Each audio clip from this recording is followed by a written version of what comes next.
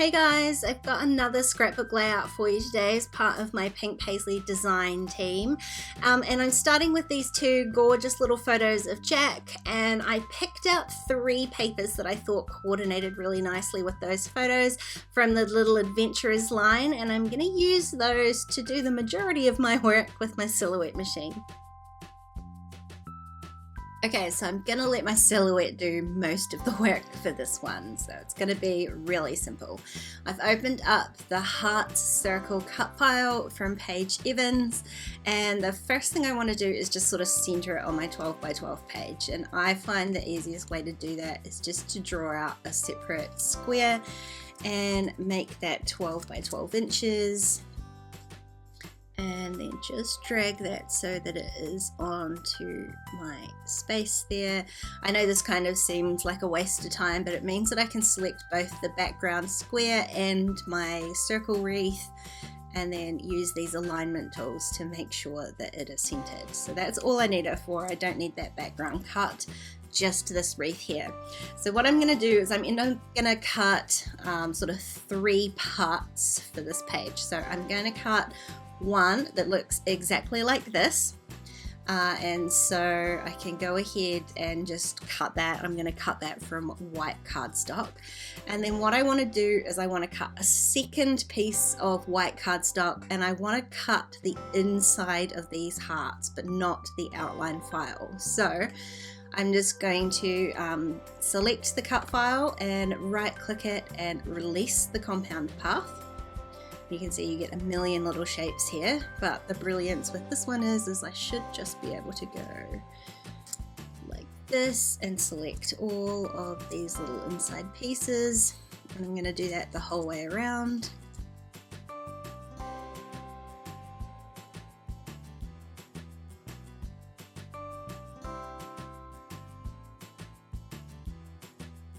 Until I have just the hearts left, and then I'm going to go ahead and cut that as a separate file as well.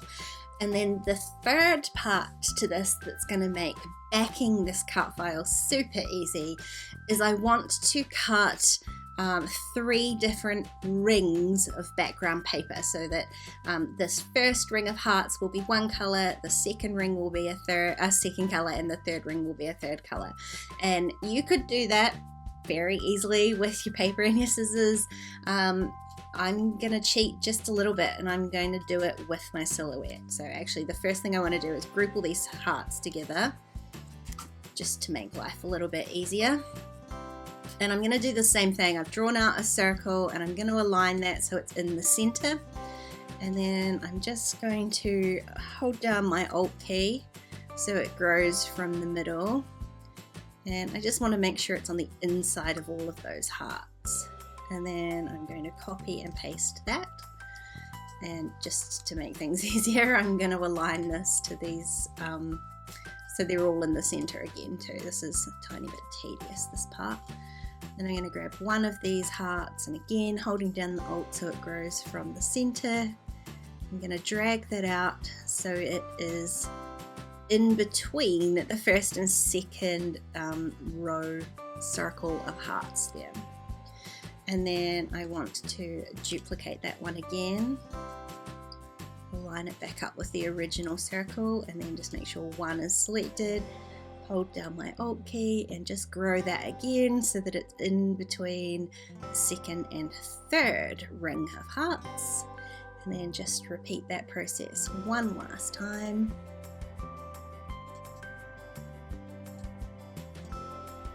Again, holding down my Alt key. And so now I have, apart from my hearts cut file here, I have 3 separate rings. So I'm going to cut those out of 3 different pattern papers. So let me just move the hearts off to the side so you can see what I mean. When I'm going to cut my first ring of hearts, I don't need the back 2. And when I want to do the middle one, I can do the same thing. I can delete these smaller ones, and that gives me my middle ring. And then the last one, I can delete the middle two, and that gives me my 3 rings. So I'm going to cut those 3 rings out of 3 different pattern papers. I'm going to have my background cut file, and then I'm going to have my outline cut file, and then I'm going to go back to the desk and show you how I put it all together.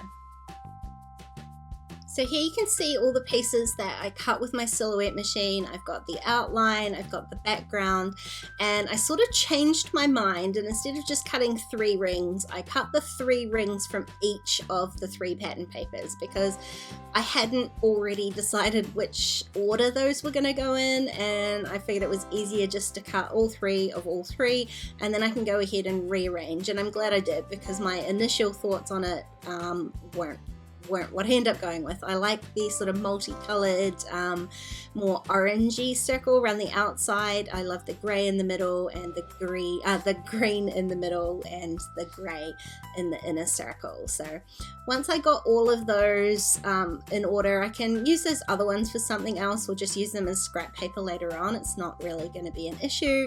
And the first thing I want to do before I start sticking everything together is just add a little bit of some watercolor splatters to the background just to help it stand out a little bit more from the outline. So I don't want to color this in like completely, but I am going to add an absolute ton of these little splatters. It's super hard for you to see on camera here. I made the grey really light. It's kind of a blue toned grey, so it'll contrast with some of those pattern papers, and it's a Lindy's Magical powder that I just watered way down, and then I let that dry off, and then I can go ahead and start constructing the layout, which is super easy because everything is already done for me. So I flipped over that background, and then I'm just going to add some adhesive around the outside of the inner ring of hearts.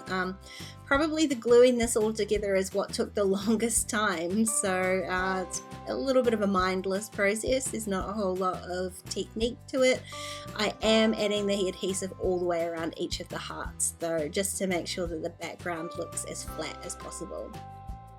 And then once I've got my little center ring centered, I want to make it as even as possible because that's going to help me line up everything else from then on. I can go ahead and add the other 2 rings of background, which is even easier. I'm just going to add the adhesive in the same way. So I am going around the top and the bottom of the hearts. And then I just use that center ring to line up where the next ring goes, etc, etc. Same for this outside ring, adding more adhesive, and then I can add the pattern paper on. Now the only pattern in here that I needed to make sure was up the right way was that middle one with the hearts on it. You don't really see any whole hearts, but I wanted to make sure that they were up the right way when you flip the background over. So then all I've got left to do is to add my outline, and what I'm decided to do is I laid the outline down there and I thought I want to give it some dimension. So this is where my really simple layout kind of takes a turn for the complicated.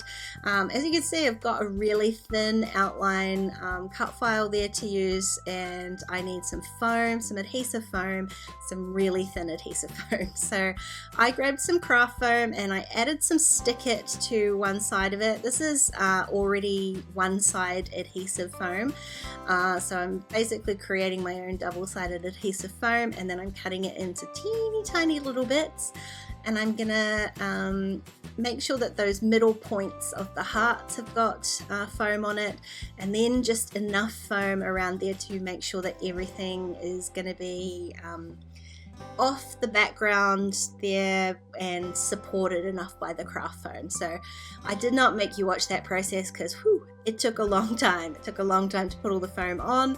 It took a long time to pull all the backing paper off the foam. It was a whole thing, but I'm glad I did it. It just gives what is going to be a really simple layout a little bit of dimension, and just seeing those shadows under the outline there just gives it a whole extra layer, I think. Now I'm going through the die cut pieces from my little adventurer collections here, and I've got both the boy and the girl ones,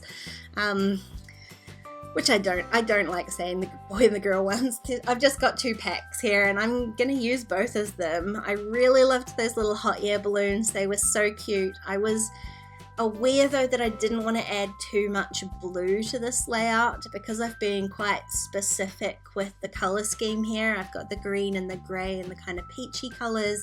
I didn't want to add too much blue. There was a little bit of blue in those hot air balloons, but that was really all that I wanted to add. So I'm just going through both of those packs, picking out anything that I might use, and then I'm going to be a bit more selective about it. So I kind of liked those hot air balloons, and that led to the idea of it being kind of a not necessarily a travel themed, but you know, rather than having little animals or any of those other milestone ones that I picked out, just having something a little bit more specific. And so that leads me to my title. I found this adventure word art here in the chipboard stickers. And if I combine that with the wood veneer, it gives me a title of Sweet Adventure. So those hot air balloons work really nicely with that. I loved this little frame. It's got that gorgeous coppery colored glitter on it, and I thought it just highlighted the main photo. One of the photos is sort of more of an outtake, I guess, than his actual portrait photo there. And I think that adding that little frame just kind of it really highlights the main photo. So I did choose to remove one of the hot air balloons that was mostly blue. I do still have one that has a lot of blue in it, but you know, I really want to use those balloons, so I'm gonna have to just ignore that for now. And the other thing I'm doing is just adding just a couple of layers in behind these photos with the tickets and the sort of tag there. It again adds to that kind of adventure travel theme. I'm just going to really roughly stick those down onto the background so that they will sit under my photos. The photos I have bumped up on the same craft foam, so they'll be the same height as my outline cut file there. I used my T-square ruler just to make sure that adventure was straight before I stuck that down, and then I can go ahead and place my photos.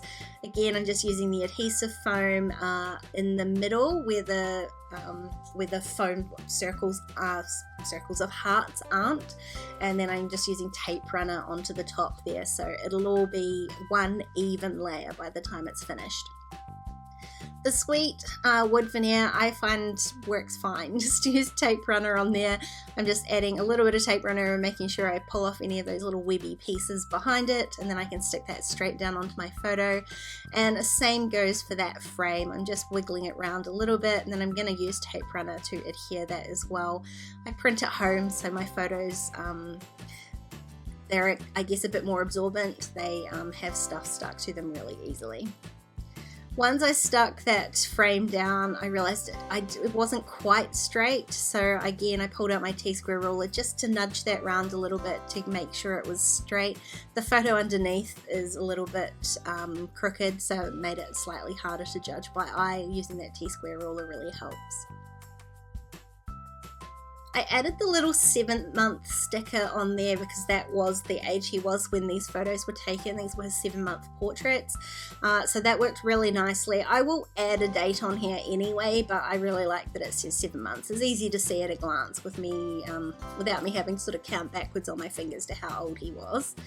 And then I can go ahead and add these little hot air balloons. So I'm going to add them with foam, and I decided that before I stuck them down I would add some of these wood veneer clouds. I thought it worked really nicely with that adventure and the sort of hot air balloon theme, but it also ties together the wood veneer in the title, so it gives me that sort of different texture on the page. Everything else is very papery, and this just gives me a little bit more texture on here.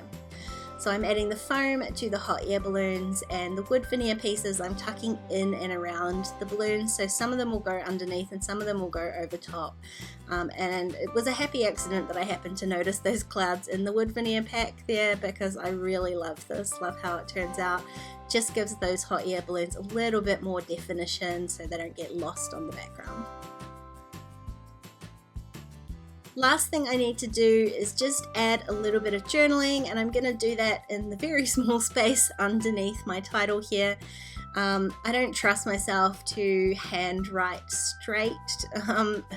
hard enough with lines, and because I've already done this layout, I'm obviously not going to be able to put it through my typewriter. So I used the T-square ruler again just to rule a few lines under my title, and then I can just handwrite my journaling in there. And I'm using a grey pen, it's quite a light grey pen, just so it doesn't take too much sort of visual emphasis away from anything else.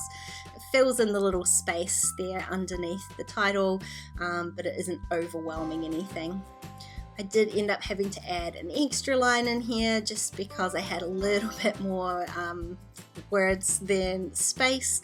So on the other side of there, I did end up date stamping it anyway, just to fill in the space. I love how this layout turned out. I mean, it's hard not to love a layout with that cute little face on there, but this one was one of my favorites and super easy using my silhouette.